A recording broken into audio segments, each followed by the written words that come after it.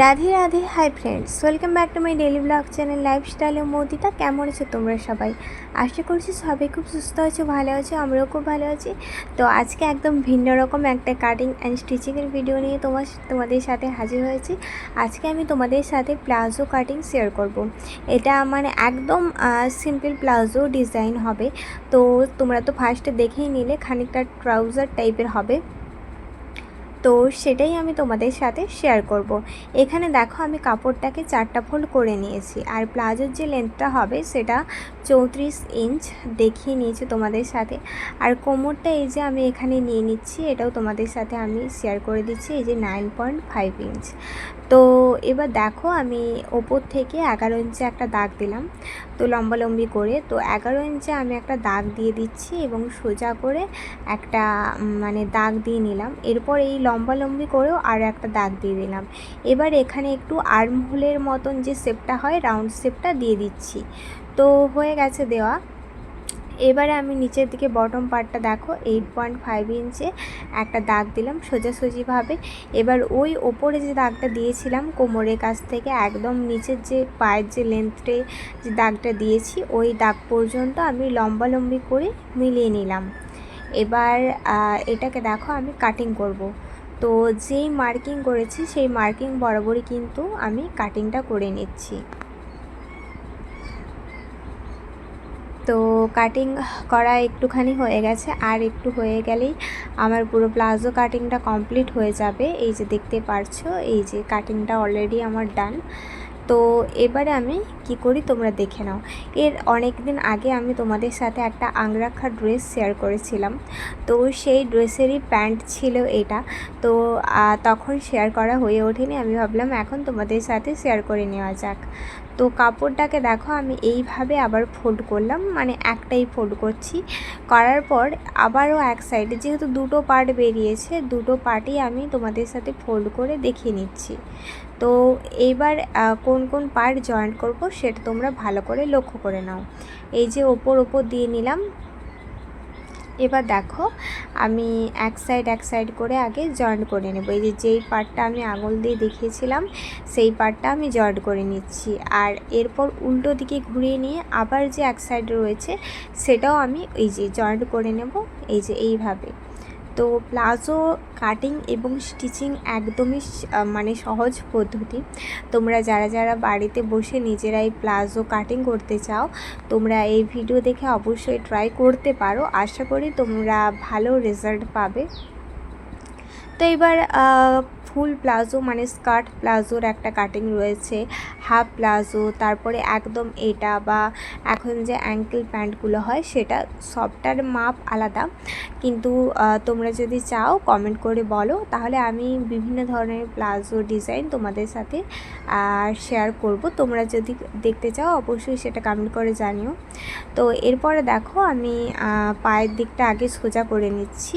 তো সোজা করে নেওয়ার পর ওই অংশগুলো তো ফোল্ড করে সেলাই করতে হবে। তো সোজাসুজি করে রেখে দিলাম। এবারে দেখো আমি কিন্তু নিচের দিকটা সেলাই করে নিয়েছি, যেই অংশটা আমি তোমাদের সাথে ফোল্ড করে দেখিয়েছিলাম সেলাই করব। এবারে এই ধার বরাবর আমি সেলাইটা করে নেব। তো সেলাই করা পুরোপুরি হয়ে গেছে, আর মোটামুটি প্লাজোটা কমপ্লিট। এবারে আমি প্লাজোতে একটু ডিজাইন করব। তো তার আগে আমি কোমরের পোর্শনটা আগে ডবল ফোল্ড করে নিলাম। করে নেওয়ার পর আমি এটা মুড়ে নেব। এটা লেস দিয়ে প্লাজোটা বানাবো, কোনো ইলাস্টিক এখানে ইউজ করব না আমি। তো এখানে দেখো এবার লেসটা আমি কোমরটাতে একদম সেট করে নিয়েছি। কোমরের যা যা কাজ ছিল লেস ফিটিং করে, তারপর কোমরটা সেলাই করে সমস্তটা করে নিয়েছি। আর আমি প্লাজোর নিচের দিকে একটু লেস দিয়ে ডিজাইন করব।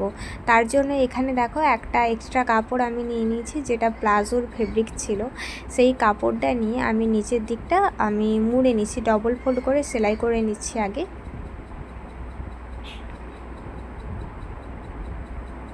তো যতটা মানে পায়ের দিকে যে লেন্থটা আছে দুটো সাইড মিলিয়ে সেই মাপে আমি কিন্তু এখানে মাপটা নিয়ে নিয়েছি। তো মাপটা নিয়ে নেওয়ার পরে আমি ডবল ফোল্ড করে পায়ের নিচের দিকের অংশটা আগে সেলাই করে নিলাম। এরপর আমি এখানে লেস দিয়ে সেট করব। তো তার আগে দেখে নাও আমি এখানে লেসটা কিভাবে বসাচ্ছি। তো তোমরা চাইলে এখানে সরু লেসও বসাতে পারো, আমি একটু চওড়া লেস ইউজ করছি। তো এখানে লেসটা দেখো আমি এরকমভাবে সেট করে নিচ্ছি। লেসের এই যে মাঝখানে যে ডিজাইনটা দেখতে পাচ্ছ ওটাই শুধু বাইরে থাকবে। তো লেসটা আমি আগে যেহেতু প্যান্টের যখন প্লাজো প্যান্টটা বানিয়েছিলাম তার নিচের দিকের মানে অংশটা আমি ডবল ফোল্ড করে সেলাই করে নিয়েছিলাম, তার ভেতর থেকেই কিন্তু আমি লেসটা দিয়ে নিয়েছি। আর তারপরে এই উপর থেকে আমি সেলাইটা করে নিচ্ছি, এইভাবে দেখে নাও। তো সেলাইটা করা হয়ে গেছে, এবারে দেখো আমি কি করি। এক্সট্রা লেসটা আমি কাটিং করে দিলাম। এবারে যে এক্সট্রা কাপড়টা আমি সেলাই করেছিলাম সেইটা দেখো এবার বসিয়ে নিচ্ছি। এখানে আমি ফোল্ড করে নিলাম আগে, এক সাইড তো নিচের দিকটা আগে ফোল্ড করে নিয়েছিলাম, সেটা ডবল ফোল্ড করেছিলাম। তো এটা আমি সিঙ্গেল ফোল্ড করে সেলাই করে নিচ্ছি আগে, তারপর এখানে আমি লেসটার সাথে এটা সেলাই করব। তো সেলাই করা হয়ে গেছে। এবারে দেখো ওই অংশটা লেসটা কিন্তু নিচের দিকে রইল, আর যেদিকে সিঙ্গেল ফোল্ড করলাম ওইটা কিন্তু আমি লেসের ওপরে রেখে সুন্দর করে আমি সেলাই করে দিচ্ছি। একদম লেস বসানো প্লাজো সহজ, এখানে তোমরা সরু লেস চওড়া লেস যে যেরকম পছন্দ বসাতে পারো। তো আমি এইভাবে লেসটা ডিজাইন করেছি। তো ডিজাইনটা কেমন লেগেছে তোমরা কিন্তু অবশ্যই সেটা কমেন্ট করে জানিও। ভালো লাগলে ছোট্ট করে লাইক করে আমাদের চ্যানেলটা সাবস্ক্রাইব করে রেখো। আর ফেসবুক থেকে যারা দেখছো অবশ্যই কিন্তু আমাদের পেজটা ফলো করে দিও। তো এই তো আমার কমপ্লিট হয়ে গেছে। এবারে আমি আরও একবার সুন্দর করে এটার উপর থেকে সেলাই করে দিচ্ছি। দেখো লেসটা কিন্তু ভেতরের দিকে রয়েছে এবং ভেতরের দিকের ফিনিশিংটা তোমরা একটু দেখে নাও। সেলাইয়ের পর মানে কোনো দিকে কিন্তু কোনো অংশ বেরিয়ে নেই যেখান থেকে সুতো বেরোতে পারে।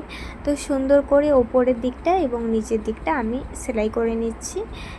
তারপরে একদম আমার প্লাজো প্যান্টটা কমপ্লিট হয়ে যাবে। তো এবারে দেখো আমি এবার ধারটা সেলাই করে নেব। এই সাইডটা সেলাই করে নিলেই আমার একদম প্লাজোটা কমপ্লিট।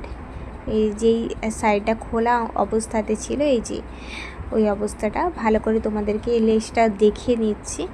তো এরকমভাবেই সেমভাবে আমি আরও একটা সাইড কমপ্লিট করে নিলাম। আর এই হচ্ছে আমার প্লাজো ডিজাইনের ফাইনাল লুক। তো প্লাজো কাটিং এবং স্টিচিংটা তোমাদের কেমন লাগলো তোমরা কিন্তু অবশ্যই সেটা কমেন্ট করে জানিও।